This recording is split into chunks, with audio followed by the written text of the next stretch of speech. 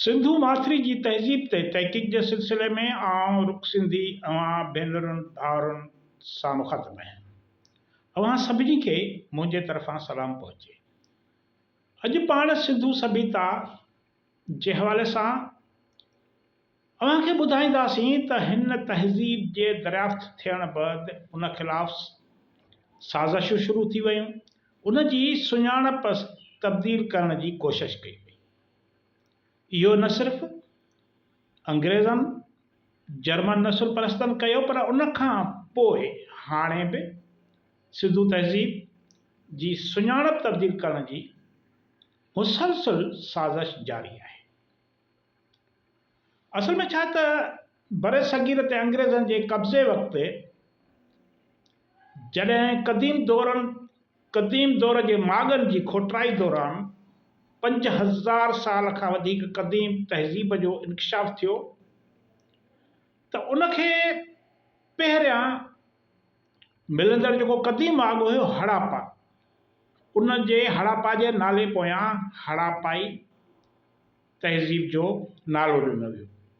हड़प्पा खां पोइ उन जहिड़ो ई क़दीम माॻ मोहनजोदड़ो दरियाफ़्त थियो। उन खां पोइ कई ॿिया माॻ मिलिया। इन्हनि मिलियल माॻनि जो लॻापो जीअं त सिंधु माथिरी सां हो, इन करे हिन तहज़ीब खे कंहिं हिकु माॻ यानी हड़प्पा बदिरां सिंधु माथिरीअ जी सभ्यता जे नाले सां सिंधु माथिरी जी तहज़ीब जे नाले सां मनसूब कयो वियो। बैठकी दौर जे ख़ात्मे बैदि हिन तहज़ीब जो नालो सिंधु माथिरी जी तहज़ीब इंडस वैली सिविलाइज़ेशन बरक़रार रहियो। जॾहिं बरे सगीर जे विरहाङे बैदि ॿ अलॻि अलॻि मुल्क पाकिस्तान ऐं इंडिया जे नालनि सां वजूद में आया, त सिंधु सभ्यता जे नाले ते बि विरहाङे समेत मज़हबी जुनून पंहिंजा असर ॾेखारणु शुरू कया। इंडिया में हिन अज़ीम तहज़ीब खे मुख़्तलिफ़ नालनि ॾियण जो हिकु सिलसिलो शुरू थियो। इन सिलसिले हेठि पहिरियां सिंधु माथिरी जी सभ्यता खे सिंधु सरसूती तहज़ीब जो नालो ॾिनो वियो। इन जो इहो जवाज़ ॾिनो वियो त जीअं त अॻु रुॻो सिंधु माथिरी मां हिन सभ्यता जा माॻ मिलिया, इन करे ही तहज़ीब सिंधु तहज़ीब करार ॾिनी वई हुई। जॾहिं त बाद में सरसूती नदी जे किनारनि सां बि हिन तहज़ीब जा कई माॻ मिलिया आहिनि। इन करे हिन तहज़ीब जो नालो रुॻो सिंधु न पर सरसूती जे गॾियल नाले सां मनसूब हुजणु घुरिजे। हिते हिकु ॻाल्हि सम्झणु ज़रूरी आहे त सरसूती नदी, जंहिंखे मुख़्तलिफ़ नालनि हाकड़ो, घाघर ऐं नाला शकर सां सॾियो वेंदो आहे, इहो को सदा वहंदड़ दरियाह या नदी न हुई, पर बरसातुनि ऐं ॿोॾि जे मौसम में इहो हाकड़ो वही ईंदो हो। वरी जॾहिं मौसम ख़ुश्क थी वेंदी या बरसातूं घटिजण लॻंदियूं हुयूं, त इहो दरियाह पंहिंजो ओज विञाए वेहंदो हो। जॾहिं त सिंधु दरियाह सदा वहंदड़ दरियाह रहियो आहे ऐं हज़ारे साल गुज़रण बैदि अॼु बि पंहिंजो वजूद बरक़रार रखे पियो अचे। इन करे ही क़दीम शहरी तहज़ीब कंहिं मौसमी दरियाह न पर सदा वहंदड़ दरियाह जे किनारनि ते सिरजी, वधी वेझी ऐं जुआन थी। इन तहज़ीब जा जेके वॾा मरकज़ी शहर बि सिंधु नदीअ जे किनारनि ते आबाद आहे। इन करे इन तहज़ीब जी सुञाणप फ़क़ति सिंधु सभ्यता जे नाले सां ई सूंहे थी, जॾहिं त सॼी दुनिया इहा तहज़ीब सिंधु दरियाह जे नाले सां ई सुञाती वञे थी।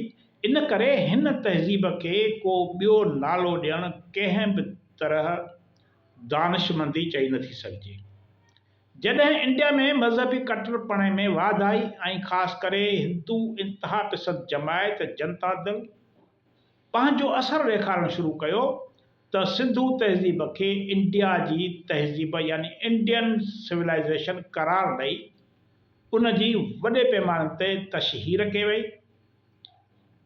इन सिलसिले में इदारा क़ाइमु कया विया, इंडियन तहज़ीब जे उनवान हेठि किताब लिखिया विया, जेको सिलसिलो अॼु बि जारी आहे।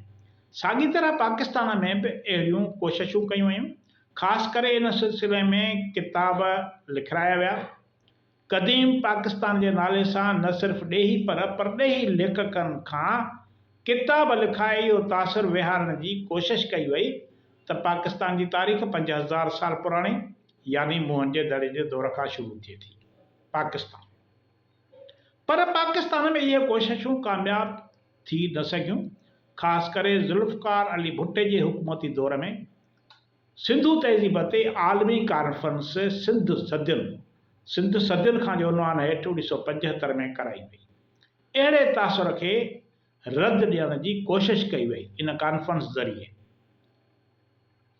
हिते हिकु ॻाल्हि वाज़िह करणु ज़रूरी आहे त जंहिं वक़्तु हिन खिते में 5000 साल खां बि आगाटी हिकु तरक़ी याफ़्ता शहरी तहज़ीब मौजूदु हुई, उन वक़्तु इंडिया या पाकिस्तान नाले मुल्कनि, क़ौमुनि या खितनि जो को बि वजूद न हुयो।